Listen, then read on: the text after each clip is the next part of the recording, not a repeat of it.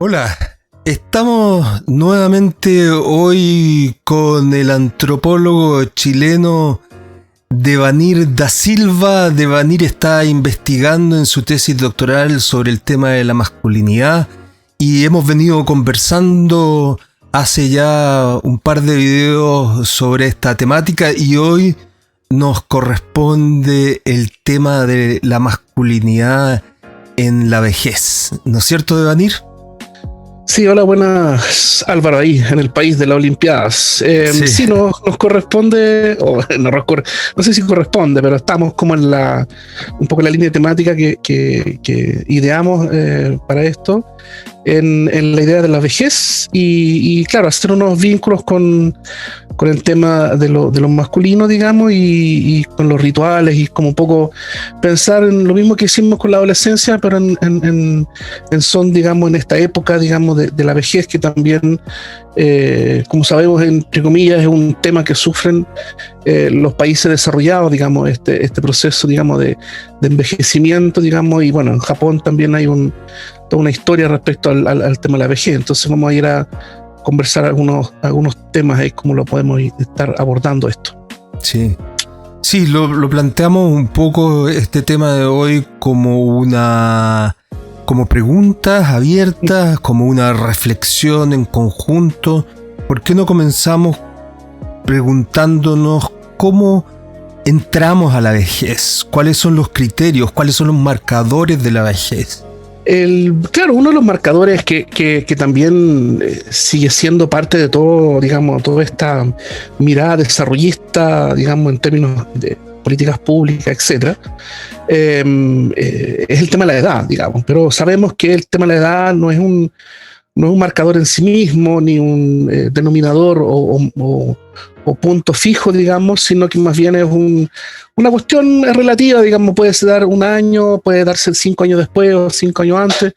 Entonces, claro, el tema de la edad es un tema, y también hay distintos marcadores más bien sociales, más que biológicos propiamente tal, que empiezan a marcar, ¿cierto?, el tema de la vejez, ¿ya? Y yo creo que dentro del punto de vista antropológico, aunque no sé tampoco si hay investigación que apunta a eso, sino que más bien es desde otra mirada, digamos, mirada a la salud, etcétera. Pero yo creo que también uno de los rituales, digamos, de las sociedades respecto al tema de la vejez, digamos, tiene que ver con el tema del bastón, para mí, digamos.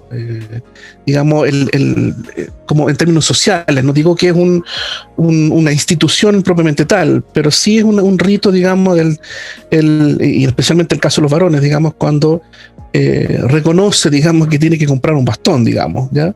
Que también es un cierto marcador de que el cuerpo no acompaña, básicamente. O sea, tiene que reconocer, digamos, que el cuerpo ya no es lo que era antes y empezar a caminar con esta ayuda, digamos. Yo creo que también ahí hay un elemento sociocultural bastante significativo, más allá del tema de las canas, digamos, que son ritos, digamos, o marcadores, digamos, que son más bien biológicos o sociales, digamos, pero yo creo que el tema, desde lo masculino, tema género, me suena a mí que el tema del bastón es un marcador, así como desde los relatos de los viejos, digamos, es decir, tengo que apoyarme en algo, ¿ya? Porque claro, la vieja masculinidad viene esto con la autonomía, o es duro como roble, ¿cierto? Me puedo sustentar solo, no tengo que pedirle ayuda a nadie, y este reconocer que necesita un bastón, digamos, tiene que ver con este primer paso, digamos, a esta nueva etapa, digamos, ¿cierto? Así que yo creo que por ahí va un poco la primera apreciación. O sea, hay marcadores, por una parte, biológicos que tienen el símbolo, el bastón, ¿no? Indica la dependencia, ¿no? En cierto modo es como volver a la infancia, donde también ser dependiente, ¿no? Y de otro. En este caso, en la vejez, cuando las personas tienen la fortuna de vivir en pareja, se pueden apoyar mutuamente entre la pareja, ¿no? En algún momento pueden necesitar apoyarse de los hijos que son más jóvenes, ¿no? O en el rol del Estado también, ¿no? Que aparece y que puede venir a o debería venir a apoyar a los viejos en esta etapa. Y por otra parte, aparte de lo biológico, que está marcado por una mayor debilidad, por una mayor dependencia, por el surgimiento de las enfermedades, de ciertas, o el agravamiento de ciertas enfermedades, ¿no? Uh-huh. Hay también otros marcadores más sociales, como tú dices, ¿no? Y ahí a mí por lo menos se me ocurre que un marcador social es la edad de jubilación, ¿no? La edad de jubilación, claro, que en realidad, más allá de que en determinados contextos se cuestione el tema de la jubilación y la edad, ciertamente pareciera que la edad de la jubilación en la práctica está un poco adelantada, ¿no? Más allá de que de los criterios, digamos, de justicia social o el tema de las pensiones, pero es decir, a los 65 años en esta época muchas personas son plenamente productivas, no están como para... No quieren en realidad dejar de trabajar, ¿no? Bueno, claro, ahí hay un marcador como social también. Yo creo que claro, es un tema, por ejemplo, tiene que ver con eso de ser viejo, digamos, de ir a cobrar el cheque, digamos, a la oficina, digamos. O sea, ya no es intercambiar, como diríamos en términos antropológicos, ¿cierto? Intercambiar mi trabajo, ¿cierto? Por un sueldo, sino que ya no hacer nada, digamos, y recibir un sueldo, digamos, para poder vivir nomás. Entonces también ahí hay una pérdida de sentido también existencial que no es menor también, que puede suceder al hombre y la mujer, por cierto, pero no hay una actividad, digamos, en el sentido de que se hace algo que, digamos, que es retribuido, digamos, casi como de manera infantil, digamos. O sea, yo hago algo para que me den algo, ¿ya? Se pierde ese horizonte. Entonces ahí yo creo que hay algo también que en términos identitarios también es como súper relevante en términos de lo masculino, digamos, en el sentido de que la vejez ya es simplemente estar. Es como muchos de los viejos, digamos, que uno de repente conversa así en distintas instancias, digamos, lo hacen una equivalencia con esto de estar en estado vegetal, digamos, en el sentido de cuando está en coma, digamos, uno no hace nada, si esto está ahí nomás y no hay sentido de vida. Entonces yo creo que también entrar en ese, es como el miedo de entrar en ese estado, digamos, de improductividad que generan varones, digamos, este miedo, digamos, de la vejez. Porque antiguamente o históricamente, ¿cierto? Los hombres morían poco después de ser improductivos, digamos, de alguna manera. Entonces, en términos históricos, biológicos, digamos, no sé, pensemos los 70 años atrás, digamos, la promedio de edad de vida, ¿cierto? Era 30 años menos, digamos, entonces, a principios del siglo XX, digamos. Entonces, claro, el tipo trabajaba y después moría y punto, digamos. Entonces, pero no había un tiempo de improductividad donde él pudiera pensarse sobre sí mismo y qué hacer o no hacer. Entonces, creo que ahí hay un punto clave también en este tema. Bueno, vamos a retomar un poco algunos de los temas que tú mencionaste ahí, pero para ir avanzando... conversábamos también un poco sobre cuáles son los ritos, ¿no? Hay algunos marcadores más sociales, pero la pregunta es, ¿existen ritos, así como vimos que en la adolescencia habían ciertos ritos de transición? ¿Existen aquí ciertos ritos de transición entre la adultez, digamos, y la vejez? Yo creo que no hay ritos, digamos, institucionalizados de la vejez, excepto por esto de, como tú dices, de la pensión, de empezar a cobrar la pensión. Pero sí, yo creo que lo que va a estar, o al parecer empieza a generarse hoy día ritos, tiene que ver con la valoración del pasado, en el sentido de que también conversábamos, ¿cierto?, con el tema de los viejos sabios, digamos, ¿ya? O sea, como la historia oral del pasado, digamos, antes de la era digital, antes de, etcétera. Yo creo que también ahí hay a propósito del tema de, digamos, patrimonio humano, digamos, también yo creo que hay un tema ahí respecto a cómo se está valorando, ¿cierto?, el tema de la vejez, ¿ya? En el sentido que, como te comentaba antes offline un poco, es que siento que asimismo como la adolescencia se hace su espacio entre la niñez y la adultez, también la vejez como que se hace el espacio, digamos, entre la muerte y la adultez, digamos, ¿ah? Porque ya no es simplemente ser viejo y después morir, digamos, sino que entre ser viejo y morir hay todo un tramo etario, digamos, hay toda una vida. Y en eso yo creo que hay toda una revaloración, por eso se habla hoy día de la vejez activa, o etcétera, etcétera, ¿cierto? Porque claro, ya no es simplemente esperar la muerte, porque yo creo que también en términos históricos la ausencia de ritos en esta etapa es porque básicamente uno estaba en la espera de la muerte. Entonces, el resignificar ese estado, digamos, de la vejez hoy día es bastante significativo, porque en fondo tiene que ver con un desarrollo, digamos, sociobiológico, por decir así, en donde efectivamente empezamos a vivir más, digamos. ¿Ya? Tenemos más tiempo a disposición para pensar nuestra vida, digamos, en este estado, digamos, de la vejez. ¿Ya? Entonces ya no se muere al tiro. ¿Ya? Entonces, claro, y ahí efectivamente recién se empieza a constituir ciertos ritos de vejez, digamos, o de entrada o de permanencia, porque, claro, tradicionalmente, por ejemplo, los Inuit lo que hacían era los viejos, al no poder acompañar a la tribu o a toda la estructura, digamos, del nómades que tenían ellos, ¿cierto? Se les dejaba atrás nomás. Entonces, tampoco en la historia, en la historia de los Inuit, en su relato, digamos, había una presencia del viejo, digamos, porque el viejo retrasaba a la tribu de alguna manera. En la población, eran nómades, ¿no? En los nómades, claro. Entonces, claro. Y ahí hay una problemática, digamos, que efectivamente es real, digamos. ¿Ya? Claramente vemos que en muchas culturas también hay ritos funerarios y hay una valoración de los ancianos, digamos. Entonces, pero en términos literales, digamos, habría que indagar más quizás en ciertos autores, autoras, digamos, como Victor Turner, para buscar quizás o indagar más de ritos, digamos, de paso al interior de la vejez o de proceso, digamos, de la vejez, pero creo que no hay un rito único en ese sentido, digamos.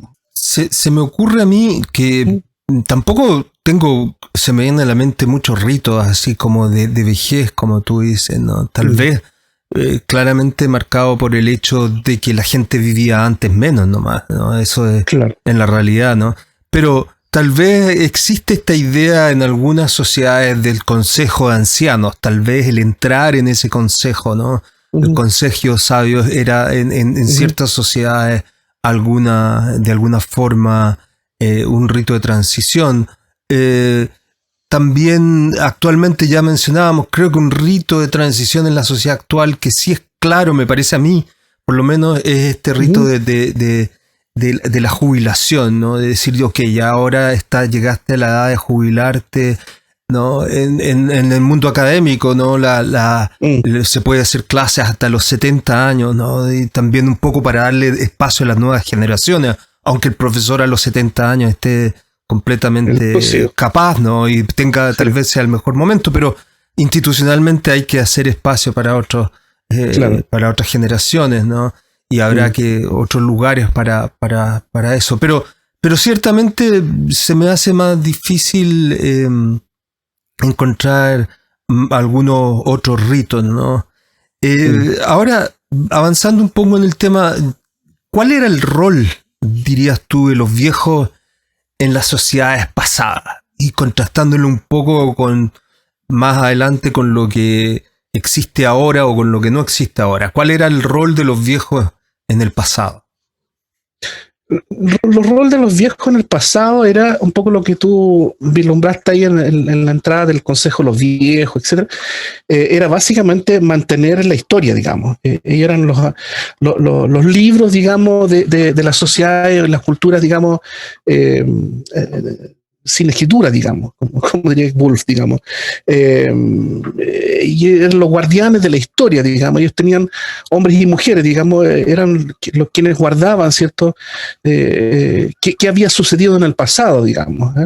Guardaban los mitos, guardaban cómo se hacían los ritos, digamos, guardaban los conocimientos de las hierbas, guardaban conocimientos de cómo se había creado el mundo, y de alguna manera eso sigue de alguna manera siendo su rol de los viejos, digamos, y me parece que la figura del guardián, digamos, del pasado, digamos, el gran rol que tuvieron los viejos en las mal llamadas tribus primitivas, digamos, y hasta hace poco, digamos, yo creo que fundamentalmente, claro, con la escritura y todo eso, se les quitó un poco ese rol, digamos, en ese sentido, ¿ya?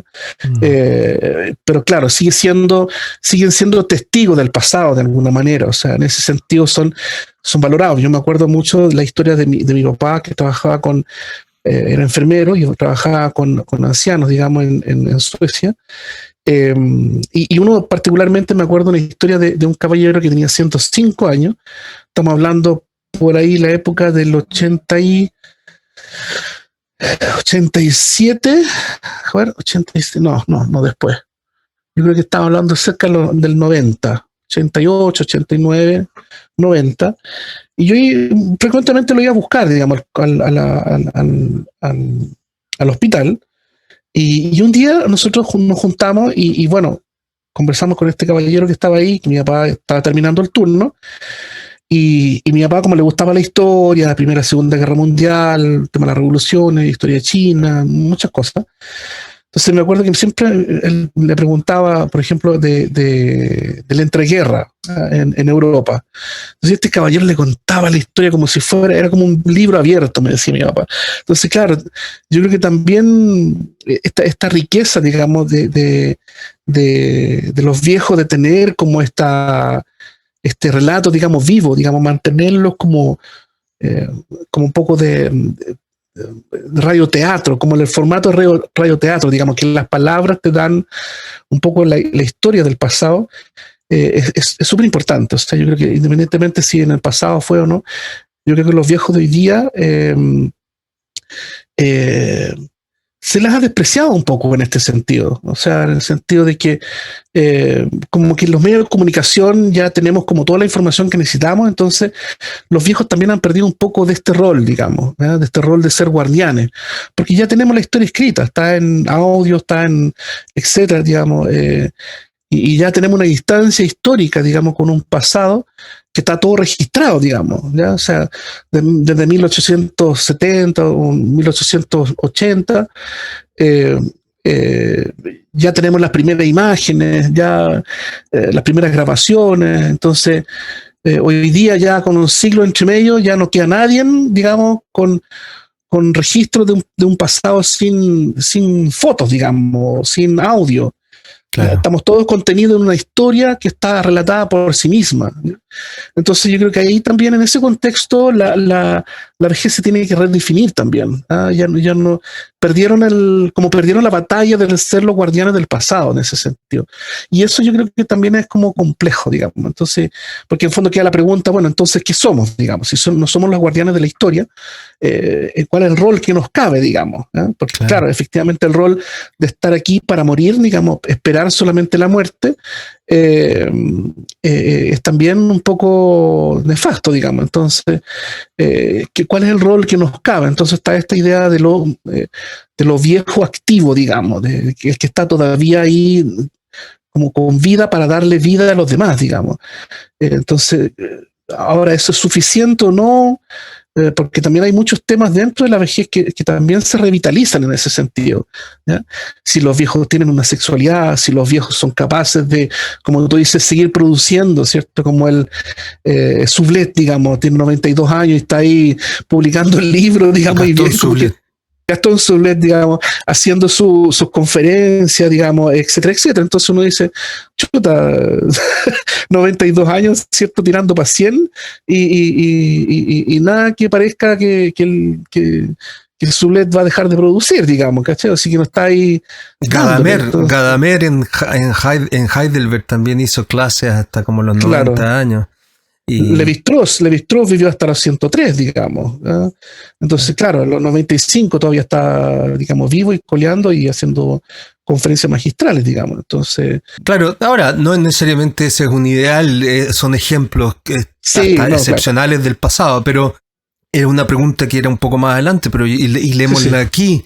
Esto de que un rol de los viejos en el pasado, como tú bien dices, era la de el acumular el conocimiento y traspasarlo a las generaciones jóvenes. Pero ahora, por ejemplo, en YouTube encuentra a cualquier viejo hablando sobre sus experiencias. No es lo mismo, pero hay mucho de la información, por lo menos, que puede obtenerse a través de todos los medios audiovisuales que existen en la actualidad. Ahora, veo que un rol que aparece en los viejos es el de cuidar a los niños, ¿no? El de cuidar a los nietos, ¿no? Entonces yo veo aquí de repente a una pareja ya de personas mayores que andan con niños, qué sé yo, de 2 años paseando en el parque o los llevan al supermercado, ¿no? Y mientras ambos papás trabajan, ¿no? Entonces ahí hay un rol que también creo que existía en el pasado, ¿no? De ayudar al cuidado y a la vida doméstica y cotidiana de la familia. Y en ese sentido también creo que tienen un rol con la productividad y el bienestar en última instancia de la sociedad más en general, ¿no?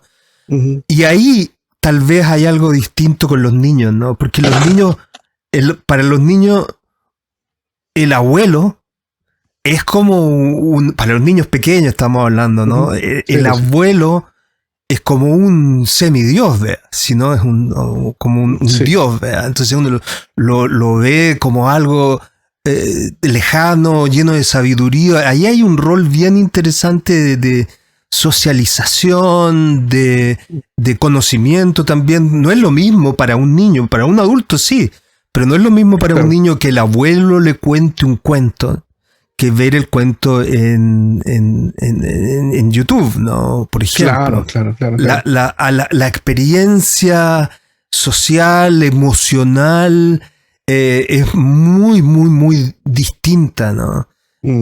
¿No? Sí, yo creo que, claro, el tema, cuando uno tiene la fortuna de tener, digamos, los papás o los abuelos, digamos, y que cuidan a los nietos, porque claro, si uno para los niños es viejo, digamos, imagínate los abuelos, o sea, es el papá o la mamá de la mamá, digamos.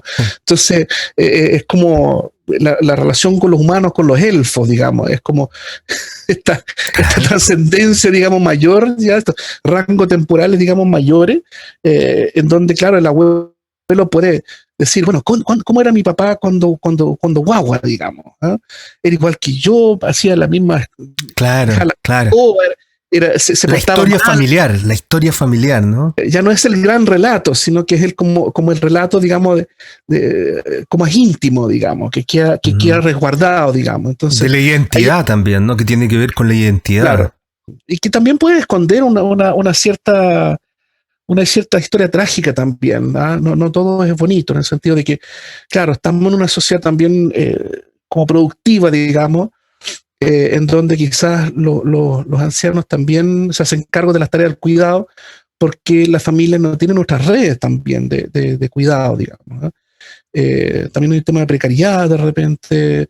Entonces también es como, hay una ambivalencia y digamos de cómo los viejos están metidos en esta red de cuidado, porque efectivamente, como tú dices, se hacen cargo también de los nietos y también siguen manteniendo en ese sentido así como también las feministas plantean respecto a los trabajos de las mujeres, digamos, del cuidado, los ancianos y ancianas también participan en ese sentido en la productividad, digamos, porque en fondo el padre y madre pueden seguir trabajando, digamos, mientras ellos cuidan de los niños, digamos. Entonces tienen una relación indirecta, por lo menos, con la productividad, digamos. Lo que pasa es que también más allá, claro, uno puede hablar de cuántas horas se trabajan o o cuál es el sistema en el cual se trabaja, pero la necesidad de trabajar es parte de del pecado original, diríamos, ¿no? Es de nuestra existencia, claro. ¿No? La necesidad entonces es inevitable trabajar, cuanto más o menos trabaje, o cuáles son las redes de cuidado preescolar, por supuesto, eso tiene que ver, pero por otra parte también está el hecho de, creo yo, que sobre todo para algunas personas, los abuelos, digamos, que disfrutan, no es un trabajo en realidad, sino que es un privilegio, ¿no? Es un privilegio y es justamente en el momento en que se deja de trabajar y tú entras en en redefinir, como tú decías, qué es lo que hago ahora. Bueno, ahora puedo disfrutar de mis nietos, ¿no? Ahora puedo cuidar a mis nietos, continuar dándole sentido a mi existencia, ayudar a mis hijos, construir. Claro. O sea, tiene un sentido también, ¿no? Ciertamente cuando es en base a una precariedad, claro, por supuesto, ahí no es a lo que yo me refiero, pero hay otras situaciones, por ejemplo, lo que yo veo aquí, por ejemplo, en realidad aquí, pues, no hay muchas necesidades en general, la gente tiene más o menos, no es tan bueno el sistema preescolar como se podría pensar aquí, ¿eh? No es tan bueno. Ahí hay ciertamente, creo yo, un rol que pueda ser más o menos valorado por la sociedad y por las mismas personas en la adultez, ¿no? El rol de la familia, del cuidado de la familia, ¿no? O también en las labores domésticas, es decir, bueno, la abuela es la que prepara la comida, ¿no? O el abuelo, para no decir la abuela, ¿no? Porque, bueno, yo aquí en mi casa preparo la comida, ¿no? Casi todos los días, ¿no? Entonces no es como una cuestión necesariamente de un género u otro. De mujeres, ¿no? Pero la abuela o el abuelo preparan la comida y eso tiene los sabores. Por ejemplo, yo preparo la comida muy picante, ¿no? Y eso también tiene que ver con la identidad, con la historia familiar, porque mi padre era así, mi hermano también comemos así, entonces hay ahí un sentido de identidad, de historia familiar también que se va traspasando en esa cotidianeidad, ¿no? Entonces, y es importante porque no es que los seres humanos seamos simplemente un receptáculo de información, ¿no? Entonces, la información que antes la entregaban los viejos, ahora está todo en internet, pero todo lo que tiene que ver con la socioemocionalidad, con la identidad, ¿no? Con la historia familiar, con la identidad, todo eso, creo que los abuelos, las personas mayores todavía tienen un gran espacio, ¿no?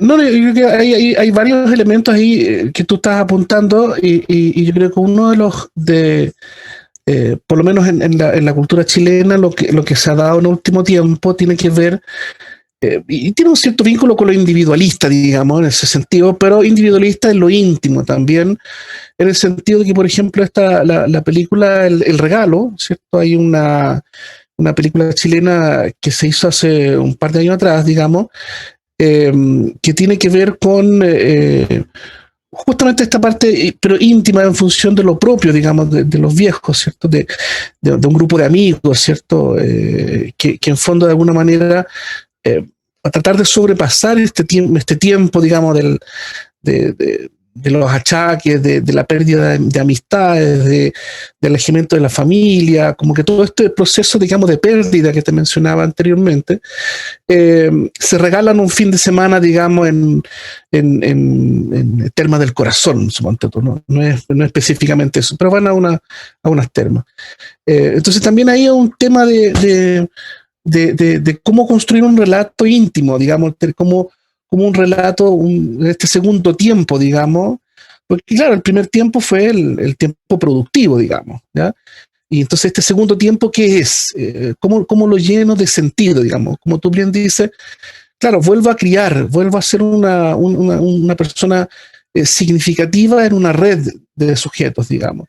Y también está esto de, bueno, cuál es el sentido de mí mismo, digamos, o sea, cómo construir un relato íntimo, no solamente para ser útil, o sea, como pragmáticamente a los demás, sino que como, de alguna manera, construye un relato íntimo quién soy, digamos. ¿Ah? Claro. Más allá de servirle una utilidad para alguien más, Claro. ¿Cómo construir un relato para mí? O sea, entonces, ahí yo creo que hay un gran desafío en el sentido de, especialmente para los varones, porque tendemos a replicar esta lógica, digamos, del silencio, digamos, de no ponerlo en la mesa, digamos. Las mujeres tienen esta como lógica gregaria, ¿cierto? Desde la cocina, desde el estar trabajando conjuntamente, etcétera. Pero nosotros tenemos que, de alguna manera, volver a construir este relato, porque además es una etapa en donde uno pierde amigos, ¿no? O sea, hay una pérdida de red previa, digamos. Entonces, las personas se mueren por distintos factores y uno tiene que estar como que dentro de esta vorágine de muerte, digamos, de pérdida de un sujeto tras otro. Y cuanto más uno vive, más duele, digamos, ¿cachai? Porque en el fondo es como, quiero morirme porque no quiero estar viviendo para ver otras muertes, digamos, ¿cachai? O sea, entonces yo creo que ese proceso es como súper complejo en ese sentido, digamos, y que de alguna manera se sobrepone uno a eso, un poco lo que tú comentabas antes, digamos, esto de el encuentro con la infancia, digamos, el encuentro con esa etapa que uno ya está, asumiendo que uno es viejo, digamos, ya está, digamos, en un pasado lejano, digamos, ¿ya? En este encuentro, como te comentaba antes, digamos, esto de que en Europa se está haciendo casas de ancianos al lado de jardines infantiles, digamos. ¿Por qué? Porque tiene que haber un encuentro, digamos, tiene que haber una revitalización de uno y otro, digamos, ¿ya? O sea, los jóvenes o los niños, ¿cierto? Ver qué son estas personas mayores, ¿cierto? Y ver los mayores, digamos, de alguna manera revitalizarse, reencontrarse con su propia infancia también, ¿eh? O sea, como un proceso de encuentro, digamos, ¿ya? Yo siempre te lo comenté ahí cuando un poco estábamos pensando un poco lo de día. Walter Benjamin tiene un cuento cortito a propósito de sus reflexiones de la modernidad, etcétera, que se llama A la muerte de un anciano y que habla un poco de esto, ¿cierto? Entonces, ahí hay un tema, digamos, que es súper bonito y quizás lo voy a leer como para que los que nos están escuchando un poco el trasfondo un poco de esto, ¿ya? Bueno, se llama Denkenbilder, o sea, imágenes de la mente, digamos, y se llama A la muerte de un anciano.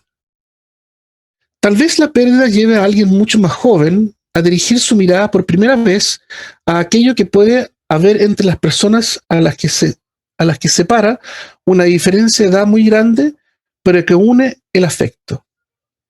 El muerto era un compañero con el cual seguramente no podía tratarse la mayor parte de los temas ni los que a uno más le importaban. En cambio, la charla con él estaba teñida de una frescura, de una paz que no se logra nunca con un coetáneo. Y esto tenía dos causas. Por un lado, cualquier acuerdo, aún el más insignificante, que lograban por encima del abismo generacional, era mucho más concluyente que el que se da entre iguales. Y por otro, el más joven encontraba aquello que después, cuando lo abandonaban los ancianos, desaparece totalmente hasta que él mismo se vuelve viejo. Una conversación a la que le son ajenos todo cálculo y toda consideración externa, porque ninguno espera nada del otro. Ninguno se encuentra con el otro, con otro sentimiento, con que el poco frecuente afecto sin ningún añadido. Entonces ahí yo creo que también es como el encuentro sentido a esto de juntar los jardines infantil con la casa anciano, ¿ya? O sea, no hay ningún interés, ¿cierto?, del anciano por jugar con el niño, y no hay ningún otro interés, digamos, pragmático, racional, etcétera, etcétera, del niño para jugar con el anciano, ¿ya? Solo está el encuentro, solo está el que pueden compartir en un momento dado, ¿cachai? Y ese salto generacional, ese no necesitar de nada, ¿cierto? Que está entre medio, ¿cierto? Tanto lo que le falta por vivir el niño y lo que vivió el anciano, no es necesario ninguna de esas dos cosas. Solo el encuentro entre ellos dos, así como, y eso encuentro que es como es una forma en como la vejez también va recobrando sentido, digamos, ¿ya? Y claro, podríamos pensarlo en este caso como Japón, que pasa en África, que pasa en Asia o en América Latina, digamos, pero encuentro que esta es una imagen tan bonita, digamos, de ir pensando también y repensando también el tema de la muerte finalmente, porque claro, es algo ineludible, digamos, pero ¿cómo pensamos esto? Sí, es bien bonita esa imagen, ¿no? Esa falta de interés, ¿no? No hago algo por interés, porque muchas de nuestras relaciones en la actualidad están basadas en algún interés, ¿no? Entonces, en ese encuentro, ¿no? Donde hay tantas diferencias de edad y de intereses, muchas veces el vínculo se produce por el encuentro y lo que se comparte en ese momento. Es bien bonita la imagen, aunque en otro momento, digamos, en otro tipo de relaciones, el encuentro entre esas generaciones, creo yo, que para el viejo puede significar, y para vincularlo también con el tema de lo que tú decías de la muerte, ¿no? Ese encuentro puede significar un poco de un sentido de trascendencia, por ejemplo, cuando le entrego cierto conocimiento a mi familia, ¿no? A mi hijo, a mis nietos, ¿no? A medida que, sobre todo, que se va teniendo más edad, la situación más importante para los viejos es la inminencia de la muerte, ¿no? Entonces, ¿cómo la persona vive ese periodo con la muerte cerca, ¿no? Y cómo se prepara para lo que puede significar ese momento, ¿no?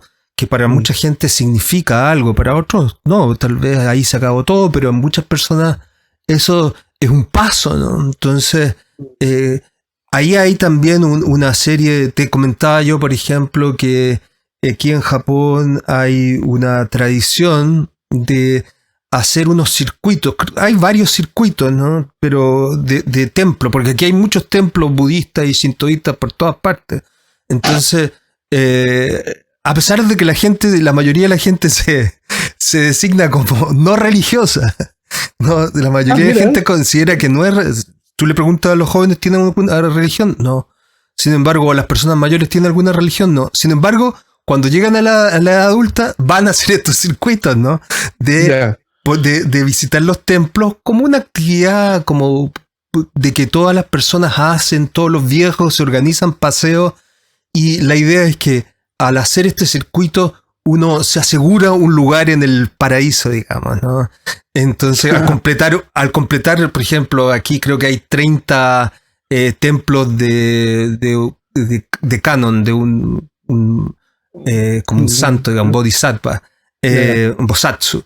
Entonces, si tú completas esos 30 templos, o 33 templos creo que son, entonces aseguras que aseguras el cupo, o por lo menos la intercesión de Canon Bosatsu para que te libere de la rueda de la existencia, digamos. Entonces, bueno, la inminencia de la muerte, ¿no? También otra idea también que me parece bien interesante, le preguntaban a Jung cuando en una entrevista en sus últimos años, por ahí, hay algunas y él decía que él cree que los viejos deben vivir como si fueran a vivir para siempre. Es decir, esa es una condición saludable, mantenerse saludable, ¿no? Decir, bueno, yo mientras tengo salud, mientras tengo esto, voy a hacer mis planes, voy a no pensar que ya me voy a morir, sino que decir, bueno, la próxima semana voy a hacer esto otro, ¿no? Claro. Y ciertamente también aquí me llama la atención, yo aquí hago algunas clases de español, ¿no? De español, sí. A un grupo, sobre todo hago una clase nada más, a un grupo donde hay gente de diferente edad, pero hay varias gente de mayores, ¿no? Ya, digamos, 70, sobre 70, ¿no? Que van a las clases. Es bien interesante también eso, que ellos van a la clase, no aprenden mucho, aprenden algo, pero no aprenden mucho porque ya a los 70 años pero siguen yendo a las clases y siguen yendo a las clases, ¿no? Se esfuerzan. Imagínate, eso a mí me motiva porque yo que estoy tratando de aprender japonés y me cuesta tanto, te digo, bueno, si mis alumnos siguen yendo a clases, aprender español, lo mínimo que tendrías que hacer tú era aprender japonés. Intentar, a pesar de que no pueda, aunque los progresos sean mínimos, ¿no? Entonces, claro. Pero a lo que voy es que la gente, lo que también te mandaba, ¿no? La oportunidad de seguir aprendiendo, ¿no? Probablemente los ritmos son distintos, los intereses serán distintos, pero la oportunidad de seguir aprendiendo. Y también aquí hay algo bien interesante. ¿Aprender para qué? Esa es la pregunta. ¿Aprender para qué? Pero no está el tema de la productividad. Es decir, ¿todo tiene que ser en función de la productividad? Claro. No. ¿No es cierto? Hay un aprender por el amor, el aprender, por el de seguir desarrollándose. ¿Qué pasará? ¿Qué pasa? El otro día me preguntaba ¿por qué uno busca seguir aprenderse? Es decir, ¿cuál es el producto? ¿Qué es lo que ocurre en un ser humano que aprende cuando muere, ¿no? O que sigue aprendiendo cuando muere? ¿Qué pasa con ese conocimiento? ¿Cuál es el sentido de eso, no? Claro. ¿Desaparece del todo o tiene algún sentido, no? Para mucha gente. Entonces, ahí, y por otra parte también que yo veo aquí es que mucha de esta gente mayor, ¿no? Yo la veo, de nuevo, dadas ciertas condiciones materiales mínimas, ¿no? Subcubiertas, ¿no? Aquí en Japón, ojo, que aquí en Japón la pensión tampoco es muy buena, tienen muchísimos problemas con temas de las pensiones, no son muy buenas. Entonces la gente vive más o menos justo con lo que recibe de pensión, claro. En general, ¿no? Estoy hablando en general. Pero yo veo a las personas de mayores de 70 con una liviandad, con un relajamiento, que no veo, por ejemplo, en otros estudiantes que tengo que tienen 30 y tanto, 40, que están complicados por la crianza de los hijos, por la convivencia con tener que levantarse a las 5 de la mañana, hacerle el almuerzo al marido que se va a trabajar y que tiene que llevarlo caliente, no, que tiene que criar 2 hijos, que hacerle el almuerzo y ir a la escuela y todo eso. Entonces, yo le comentaba esa percepción a mi esposa la otra vez, me decía, sí, yo tenía una amiga en la universidad que me decía, estoy tan cansada, lo único que yo me gustaría ya estar jubilada, ¿no? Aquí en Japón, mi esposa que es japonesa, ¿no? Claro. Porque claro, aquí la vida para los viejos es como tú durante tu etapa en tu etapa adulta trabajas. Cuando te jubilas, ok, ya puedes disfrutar, digamos. Claro, ¿no? Claro. Con condiciones materiales mínimas y proveyendo que el Estado proporciona ciertas garantías, pero bueno. Sí, yo creo que ahí hay un tema de también, como tú dices, digamos, por eso uno habla de una etapa distinta, digamos, en el sentido de que ya uno no está produciendo, ¿cierto?, para producir otro sujeto, digamos, en estricto rigor, sino que uno está para mantenerse a sí mismo, en cierto sentido, digamos, ¿cierto? Uh-huh. Y claro, ¿qué contrae esa etapa? Yo siempre, no sé si es un estereotipo mío, yo creo que sí, digamos, pero uno ve, ¿cierto?, los ancianos, ¿cierto?, en Japón, en Asia o en China, haciendo artes marciales, ¿cierto?, en las plazas, ¿sí? Con cierto vigor, digamos, etcétera. Entonces, oye, qué envidia llegar a esa etapa y estar así, digamos.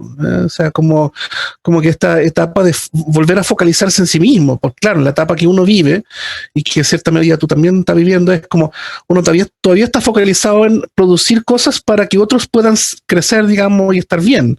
Sí. Entonces uno tiene su foco, digamos, en función de un otro ser, digamos. La responsabilidad también. Claro, de responsabilidad o de cierto rol, digamos, compromiso que uno tomó con su propia paternidad o lo que sea. Pero claro, después viene una etapa en donde efectivamente ya como que yo no me hago cargo de este cabrito, digamos, tan peludito y poder trabajar solo y poder puede hacerse las cosas solo, digamos. Entonces, y esa es otra etapa, digamos. Entonces ahí uno tiene que como conciliarse con un relato de lo propio, digamos, ya no como adolescente o como joven, digamos, que todavía no salía al mundo, sino que, claro, como ya viejo, digamos. Entonces, ¿cómo me sostengo, digamos, en ese sentido? Entonces yo creo que también ahí hay un relato que se está constituyendo en Chile, por lo menos en América Latina, de la vejez como activa. O sea, cómo uno se mantiene activo a pesar de que uno está, como dicen buen chileno, con una pata en el cajón, digamos. Entonces, cómo uno concilia esa entrada, digamos, en ese concierto. Y si bien uno puede tener un rito, yo creo que hay que darle sentido a ese rito también. Yo creo que en Asia hay mucho más historia, digamos, con el tema de la vejez, digamos, con los budistas, con los maestros de shintoístas, con el kung fu, no sé, todos los viejos, digamos, tienen tienen un sostén ahí. Entonces, y en Chile, no sé, yo creo que en América Latina también la relación con la vejez también es más ambivalente. Yo no siento que no es un lugar cómodo, culturalmente hablando, para en América Latina, ¿cierto? El tema de la vejez. Entonces, claro, porque está muy vinculado a la precariedad, yo creo, lamentablemente, sí, ¿no? Sí, a la pobreza, ¿no? El típico cuento aquel del coronel no tiene quien le escriba, ¿no? De García Márquez, ¿no? Que ese coronel que peleó 1000 batallas y que está esperando que le llegue una carta que le anuncie, si mal no me recuerdo, que le van a aumentar su pensión, ¿no?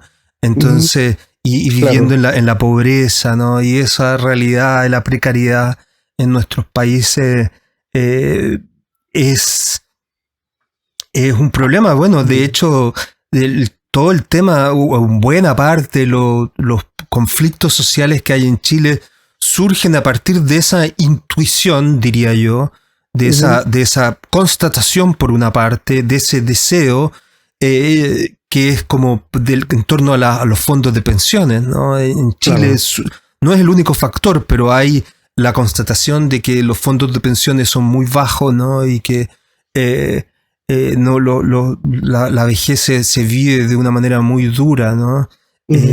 Más allá de las dificultades propias de la salud, digamos. Claro. Entonces, por ahí yo decía, bueno, a ti te piden que el gobierno te dice, bueno, viva saludablemente, coma bien, ¿no? Trabaje y todo, y al final, para que vivas más tiempo, ¿no? Y luego cuando llegas a la vejez no tienes las condiciones materiales mínimas para poder vivir bien tu vejez. Ciertamente ahí hay un problema que es del gobierno ciertamente, o del Estado, digamos, del Estado más bien, pero también es un problema yo siempre lo remito también al individuo y de la comunidad.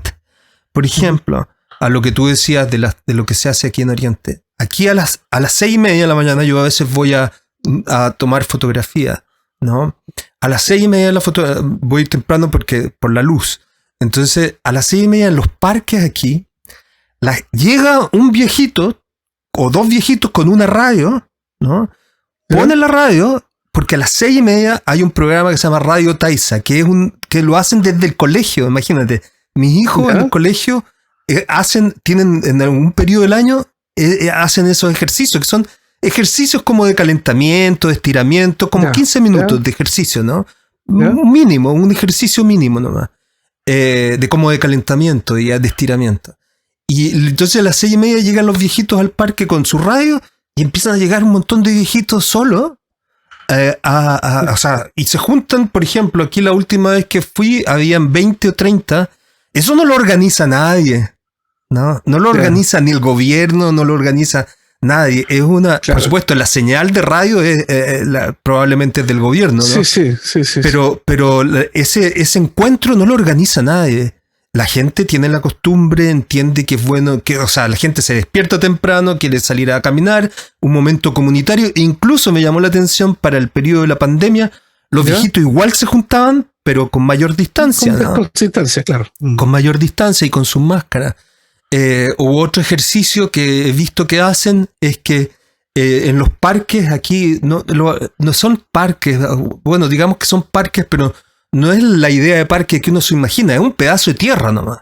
Es un poco de tierra donde juegan béisbol, ¿no? Aquí los parques no son muy sofisticados en general, son bastante simples.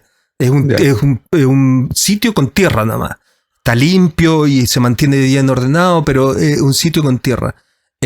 Y ahí se juntan también los viejitos con uno a jugar un juego que inventaron aquí, que yo creo que sería excelente para llevarlo para Latinoamérica, que es como un golf, es como un mini golf, ¿no? Ponen como unas cuestiones y se juntan ahí. Por supuesto, alguien tendrá que proveer esos mínimos implementos que hay, que no cuestan mucho, y reservar el espacio que en realidad a esa hora, a las 8 de la mañana del día de semana, nadie ocupa, ¿no? Entonces, y se juntan ahí a jugar golf y hacen bien comunidad y comparten entre ellos. A mí me dan ganas de ir a jugar con ellos de repente algún día, pero todavía no puedo. En fin, es un poco compartir esa experiencia. Sí, no, yo creo que, claro, efectivamente, como tú dices, en América Latina, por distintos motivos también históricos,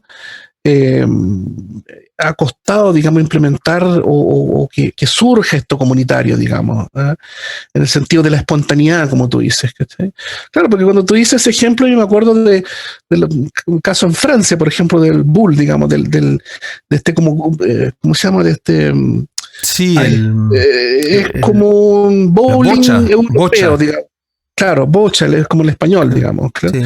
Entonces, claro, los viejos, claro, se juntaban, alguien trae las pelotitas, ¿cierto? No sé qué, otro trae el pancito, el baguette, digamos, bajo el mango, digamos, y el otro trae el vino. Entonces, se junta ese grupo, juegan toda la mañana, y no sé qué, y empezó. Entonces, en Chile es como súper raro ver esta instancia como colectiva, digamos.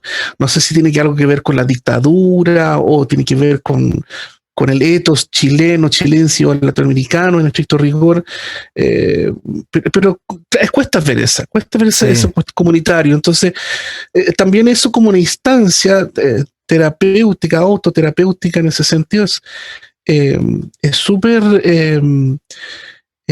o sea, dicho de otra manera, la ausencia de estos espacios comunitarios se explica, digamos, por qué la vejez está en América Latina como está, digamos.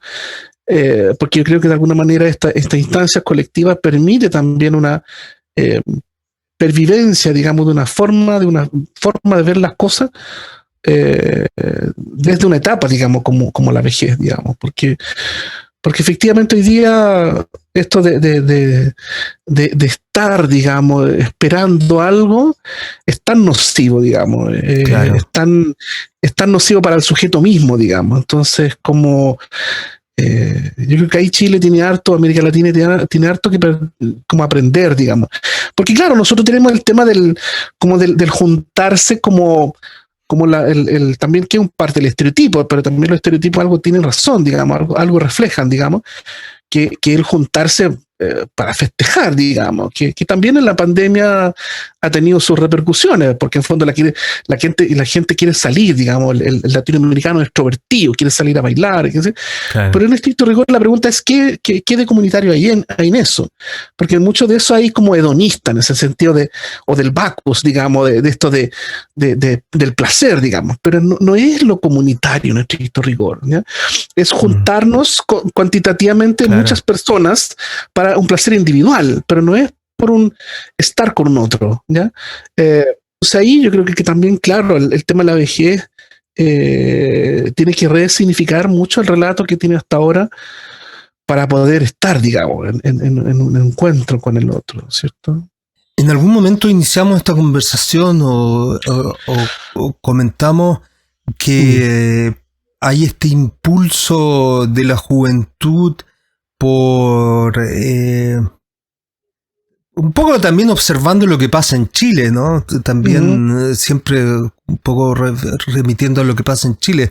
Acaba de salir un candidato presidente de 35 años y otro de 42 años, ¿no? Que claro. Es muy interesante y particular en la historia también, ¿no? Pero hay también y creo que eso es parte de este movimiento de querer como de rehacer, ¿no? Esta necesidad de constatar los problemas y querer superarlos, pero de repente como olvidándose un poco del pasado, ¿no? De lo que pueden aportar las generaciones anteriores, ¿no? Entonces, y comentábamos que ahí se produce una tensión y hay un cierto riesgo también, ¿no? Que para el futuro, para los mismos jóvenes. No sé si quisieras comentar algo al respecto.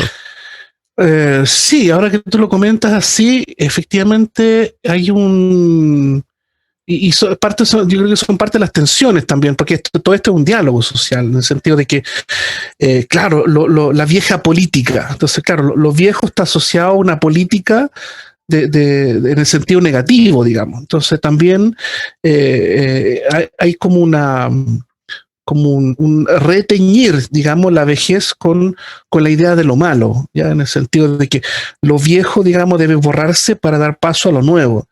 Entonces yo también creo que, claro, efectivamente allí también hay una subvaloración en cierta medida de la vejez, en tanto que no nos aporta nada en realidad, así como, claro, como que la sociedad estuviera diciendo que a estos viejos que en fondo se apernaron en el poder, claro, no tienen nada que decir.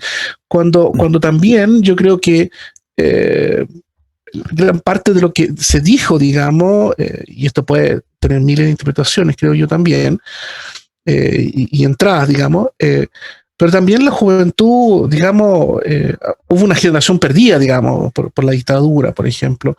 Hubo una generación también de los 90 que se ausentó también de la participación política. Después hay una juventud que retoma esto, digamos, pesca digamos, la batuta y dice, bueno, hay que participar, que es un poco la generación de Vallejos, de Boric, etcétera, etcétera, un poco lo que los personajes que están hoy día en la política, digamos. Pero efectivamente, dentro de eso hay una lógica de que lo viejo tiene que salir para afuera y dar paso a lo nuevo, digamos. Y en ese sentido, hay una menospreciar, digamos, de la vejez. Y también yo creo que finalmente, más allá de observar una cosa externa, también uno se imagina en el futuro, digamos. ¿Cuál es el futuro para uno como viejo, digamos, en ese sentido? ¿Ya? Y ahí también hay, rescatando un poco lo que tú planteas dentro del estallido social, hay algo interesante ahí, que en fondo los jóvenes ya no reclaman, o al menos aparecían en los letreros, digamos, no solamente el reclamo, digamos, de una mejor educación para nosotros los jóvenes queremos esto, nosotros los jóvenes nos pasa esto, sino que los jóvenes ya tenían un cartel que decía, yo estoy aquí por mi abuelo que no puede luchar en la calle por una pensión digna. Entonces también había una suerte del joven de darse cuenta de que así como le pasa hoy día a mi abuelo, que no puede tener una pensión digna, una vejez digna, también me puede pasar a mí.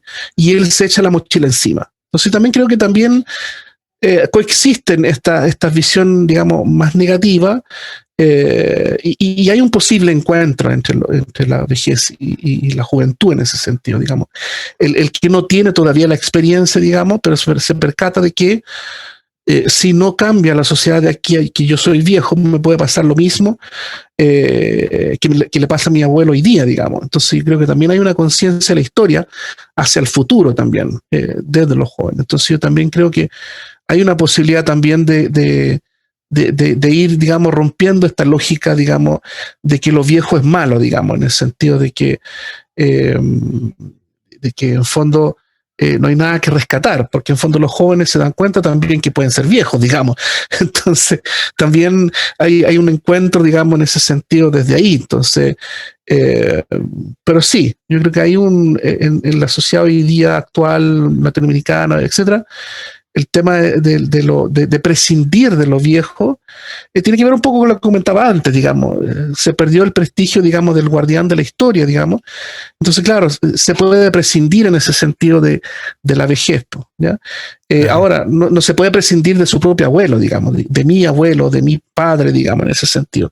Entonces ahí también hay un repensarlo desde lo íntimo, digamos, ya no como un metarrelato social, pero sí desde lo íntimo, y ahí no es tan descartable, digamos. Yo creo que ahí es un poco más difícil descartar o deshacer esa figura del padre o del abuelo, digamos, porque finalmente hay un vínculo, digamos. El padre fue quien te crió, el abuelo que crió a tu hijo también.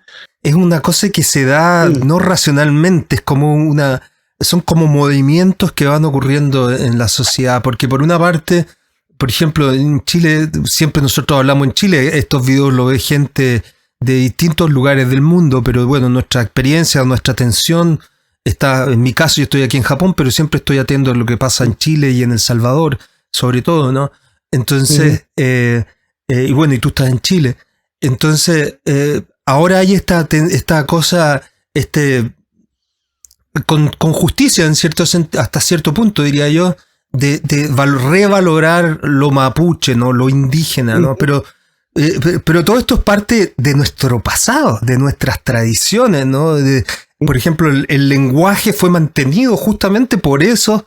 Antes que existiera el internet y todo esto, fue mantenido justamente con esta tradición oral, ¿no? Con los viejos que enseñaban, claro. que iban. Entonces fue gracias a eso a esas personas quienes se mantuvo y quienes se mantienen muchas de esas tradiciones, ¿no? Claro. Ahí hay por una parte, y eso aparece fuerte en la sociedad, pero aparece por otra parte fuerte la necesidad de cambiar las prácticas malas y o que generan problemas sociales o los problemas sociales que esta generación pasada no ha podido solucionar o no ha querido solucionar, ¿no? Pero también ahí hay que tener mucho cuidado porque nunca es bueno, psicológicamente hablando, proyectar todo lo malo en el otro. ¿No? Claro. Porque en nosotros también, en todo el mundo, habitan los mismos demonios que en todas las otras. No podemos nosotros creer que nosotros somos especiales. Falta que nos pongamos en una situación un poco más complicada para que veamos entonces las situaciones como vuelven a aparecer, las positivas y las negativas, ¿no? Y por otra parte también existe, cuando hay un periodo de crisis, ¿no? Hay un momento de reorganización, ¿no? Que si se da dentro de ciertos límites, puede llevar a una nueva reconfiguración, ¿no? Por ahí tengo un video en el canal sobre los atractores extraños, que es un fenómeno en la naturaleza que estudian los científicos de distintas ramas de la ciencia, que muestran cómo hay un patrón que se configura en sistemas que son más o menos caóticos. Digamos que es como un 8, ¿no? Que tú ves, por ejemplo, el clima. El clima uno no sabe más o menos qué va a pasar en 2 semanas, pero si uno mira el patrón más en general, se puede observar que gira en torno a una cierta organización. Pero si de repente los parámetros cambian mucho, ese patrón se rompe, ¿no? Y se entra en el caos verdadero, ¿no? Entonces, en la medida en que esa reconfiguración se dé dentro de ciertos patrones, puede llevar a un nivel de organización jerárquicamente superior. Pero si no ocurre eso, puede producirse una situación de conflicto permanente, ¿no? O de caos permanente. Entonces, creo que parte de esos parámetros tienen que ver con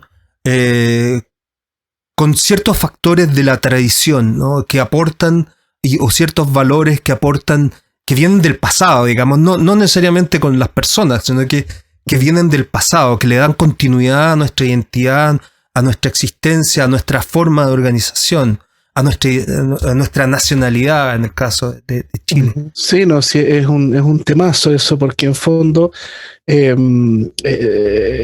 ahí yo concuerdo contigo, digamos, en el sentido de que lo juvenil se empieza a asociar a la disrupción, digamos, es decir, bueno, borrón y cuenta nueva. Y eso también, la pregunta es, bueno, no solamente que hay que tener lo nuevo, sino que como que existe lo nuevo y lo viejo, para constituir algo distinto, digamos, situado en el tiempo, digamos. Porque efectivamente cuando uno hace borrón y cuenta nueva, también es una suerte de violencia respecto a los posibles ejes de continuidad, digamos. Porque efectivamente, si tú me preguntas qué es Chile, a propósito de este diálogo, como me gusta la cuestión más internet, entonces de repente veo las discusiones en los distintos foros respecto a las noticias, etcétera. Entonces la derecha reclama, ¿cierto?, el tema de la identidad chilena. Entonces yo digo, pero los chilenos también tienen mucho de lo europeo, tienen mucho de lo mapuche, tienen mucho, etcétera, etcétera. Entonces es complejo, digamos, de hacer ese borrón y cuenta nueva y pensar que Chile es esto, digamos, la cazuela, digamos, cuando la cazuela en realidad es un menjunje, digamos, de identidades previas, digamos, ¿eh? De la papa, de no sé qué, etcétera. Entonces, a propósito de estos diálogos de hoy día, digamos, es decir, cuando se reclama que lo mapuche no es chileno, digo, es una soberana tontera, porque en fondo, si hay algo chileno constituyente, es lo mapuche finalmente. O sea, de ahí proviene, digamos, el gran eje, digamos. Y si algo confluye con ese eje, no sé, pues, están los alemanes, están los croatas, está toda la población afroamericana que está llegando, digamos, hoy día. Todo el rato hay una convergencia con elementos nuevos, digamos. Entonces, el problema, como tú dices, claro, hay dos estados, digamos, en donde primero hay un estado en donde algo se pone, uno encuentra una cierta regularidad, pero hoy día estamos en una crisis donde se perdió esa regularidad y hay algo distinto, y estamos tratando de reconfigurar y encontrar un nuevo patrón, ¿ya? Porque claro, hay elementos distintos, la receta se le agregó, digamos, otros ingredientes, digamos. Entonces tenemos que buscar dentro del caos otro patrón que tendría que estar emergiendo. Entonces el punto no es decir que esto es lo chileno o esto no es lo chileno, sino que es tener esa percibibilidad, no sé, me confundí un poco, pero esta sensibilidad quizás de tratar de percibir lo nuevo, o más bien, como que es un gran concepto en antropología, ¿cierto? La nueva es una nueva síntesis, la sincronía también, digamos, el momento histórico en donde ocurre donde aparece una nueva receta, finalmente, ¿ya? Donde hay donde uno, digamos, percibe este nuevo ritmo, esta nueva canción, digamos, esta nueva regularidad, digamos, que aparentemente hoy día no está, digamos. Hoy día estamos todos discutiendo esta cuestión, digamos. O sea, todos estamos desde nuestro lugar, digamos, tratando de legitimar algo, pero el punto es que no es que lugar 1, 2 o 3 tenga razón, sino que es cómo esto se constituye en un momento nuevo, digamos. Entonces, todo esto incluye los elementos nuevos y los elementos del pasado, ¿no? Claro. ¿Cómo se va reconfigurando en ese nuevo orden? Porque si no, nos encontramos con la triste e imposible situación de que cada generación va a querer comenzar de nuevo, ¿no? Claro. O cada generación va va a desechar a la generación anterior, y esa situación vemos que no es humana tampoco, ¿no? Decir, voy a menospreciar a esta, más allá de la cuestión política, voy a menospreciar lo que pueda aportar esta persona ya mayor, vieja, ¿no?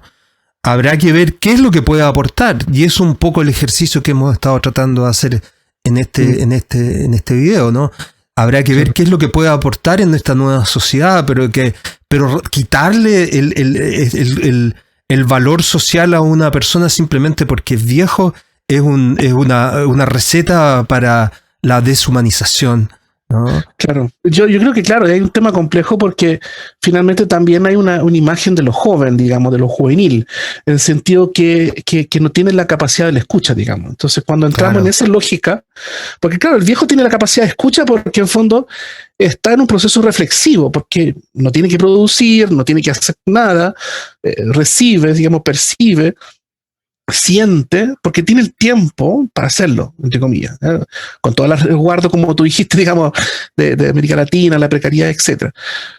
Pero pero para hablar con la vejez tiene que haber un joven dispuesto a escuchar también. Claro. Para que haya el encuentro, digamos. Entonces, la pregunta es, claro, porque el joven va a estar en la parada de, no, hay que accionar, hay que construir una nueva sociedad. Y hay que hacerlo ya, con la inmediatez hay que hacerlo ya, no solamente... Claro, no hay que esperar. Todo rápido, ¿no? Todo rápido. Claro.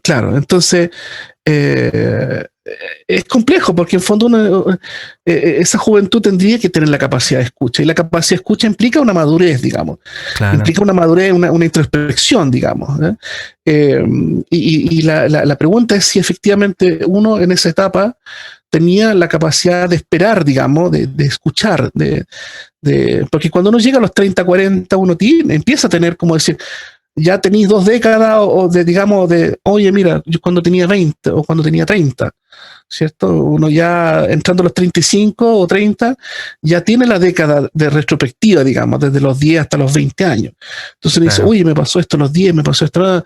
Entonces, uno tiene va adquiriendo perspectiva a medida que avanza el tiempo. Sí. Entonces, porque es un tema para nosotros, por ejemplo. Para mí, en mi caso, creo yo, es porque efectivamente uno de los ritos de paso, digamos, que en fondo es en donde la biología se impone, es cuando aparecen las canas. Entonces uno dice, chuta, bueno, ¿cachai? O sea, como que yo la imagen que yo tenía de mi padre eran las canas, pues entonces decía, mi padre era viejo, yo no, ¿ya? Entonces de repente uno se empieza a mirar en el espejo, empiezan a aparecer las canas, y uno dice, bueno, ahí hay un rito de pasaje, o sea, esta toma de conciencia, digamos, que uno ya tiene la misma edad que su padre cuando uno lo significó como este gran sujeto, digamos. Entonces yo creo que también ahí hay un tema, digamos, o sea, es cómo en fondo abordamos desde lo íntimo, digamos, una etapa que no tiene ritos, digamos, por ejemplo. El otro día conversamos con la Caro también, que a propósito, cuando hice mi tesis de varón adolescente y sexualidad, me voy a desviar un poquito, pero vuelvo al punto. De cuán, a propósito esto, de los marcadores de los ritos de paso, digamos. Las mujeres tienen su entrada al rito de paso de la madurez sexual, digamos, con la menstruación, ¿ya? Y los varones no tenemos esa marca, no tenemos ese instructor, digamos, biológico de que nos dice, ya, ok, tú pasaste de esta etapa a la otra. ¿Ya? Independientemente cuando llega, si llega a los 13, a los 15, a los 17, pero no tiene el marcador. ¿Ya? Tenemos esta cosa media vaga, ¿cierto? Los sueños húmedos, ¿cierto? En la noche, ¿cierto? Entonces, pero nada más, nada más. Entonces, la pregunta es cómo, claro, retomando esto en la vejez, ¿cierto? ¿Cómo entramos en eso? ¿Cómo nos vinculamos, ¿cierto? ¿Cómo distinguimos? Hacemos la distinción. ¿Ya? Claro. Y es una eterna batalla, digamos, entre el trabajo de la distinción y el trabajo de la trascendencia, porque uno implica continuidad y uno implica la rotura de la continuidad. Claro. Entonces creo que también es como es parte de cómo la cultura también, como los sujetos en las comunidades y después cómo eso se va institucionalizando quizás, cómo vamos marcando y de alguna manera también haciendo un continuismo con el pasado, digamos. O sea, esto pasó en el pasado, digamos, y yo creo que de alguna manera esto es la continuidad del pasado.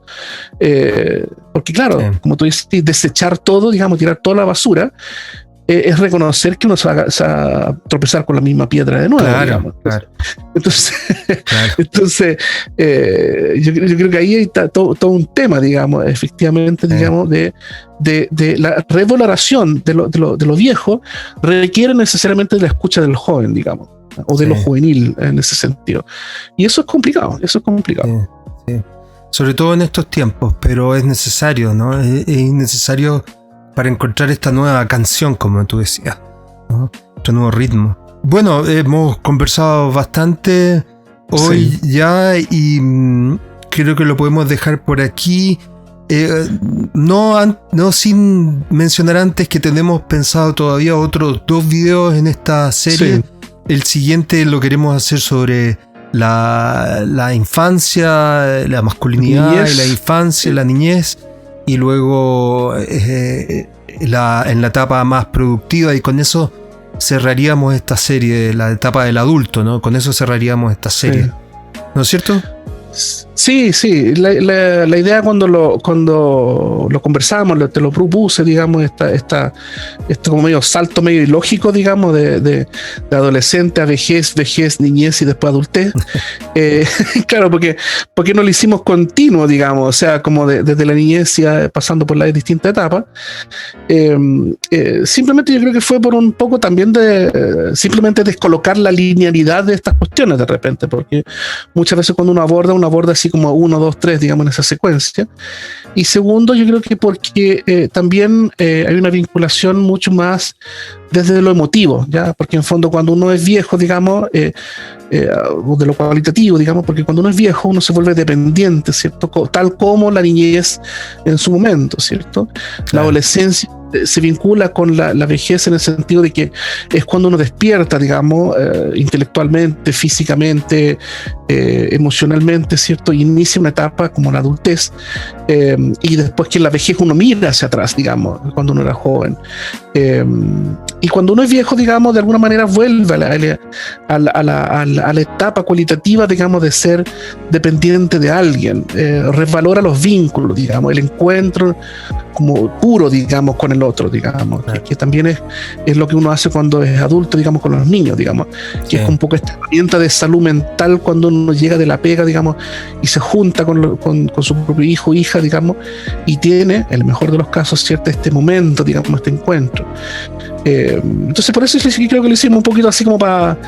Estupendo, ¿no? Y además así se dio nomás, y también, sí. Por lo menos desde mi punto de vista, yo tampoco lo planifiqué, yo por lo menos no lo planifiqué, creo que lo vamos haciendo también un poco en la medida en que se va dando los tiempos y los intereses y cómo se va dando, y así que y yo he estado receptivo a tu propuesta y a lo que tú planteas, así es que bien, dejémoslo por aquí ahora, Devanir, y muchas gracias, espero que les parezca interesante y nos vemos próximamente.